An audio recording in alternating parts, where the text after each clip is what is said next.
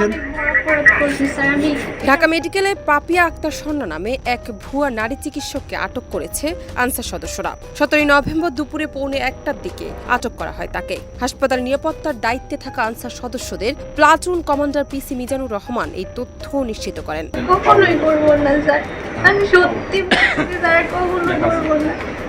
অনেক বড় অপরাধ, প্রতারণা করছি স্যার। ওয়ালটনের পণ্য কিনে জিতে নিতে পারেন নগদ 20 লক্ষ টাকা। Double million offer, Walton fridge কিনে পেতে পারেন 20 লক্ষ টাকা। রয়েছে কোটি কোটি টাকার নিশ্চিত উপহার। তিনি বলেন, আজ সকালের দিকে আমাদের টহল টিমের আনসার সদস্যরা প্রতিদিনের মতো নিয়মিত টহল দেওয়ার সময় পুরাতন ভবনের 3য় তলায় একজন মেডিকেল শিক্ষার্থী জানায় তার নামের সাথে সঙ্গতিপূর্ণ বহিরাগত আরেক নারী চিকিৎসকের অ্যাপ্রন পরে ঘোরাফেরা করছে।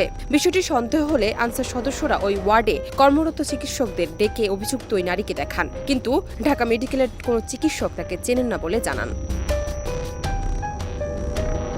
পরে ওই অভিযুক্ত নারীকে প্রশাসনিক ভবনে হাসপাতালের পরিচালক এবং উপপরিচালকের কাছে নিয়ে আসেন। তারা ওই অভিযুক্ত ভুয়া নারী চিকিৎসককে ঢামেক হাসপাতালের পুলিশ ক্যাম্পের ইনচার্জ পরিদর্শক মোহাম্মদ ফারুকের কাছে সোপর্দ করা হয় বলে জানান মিজানুর রহমান।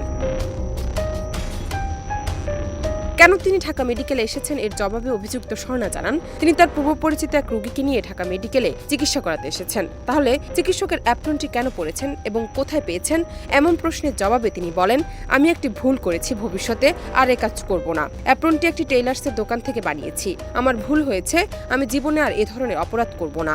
কখনোই করবো না স্যার। জান্নাত নিপু, দেশ রূপান্তর।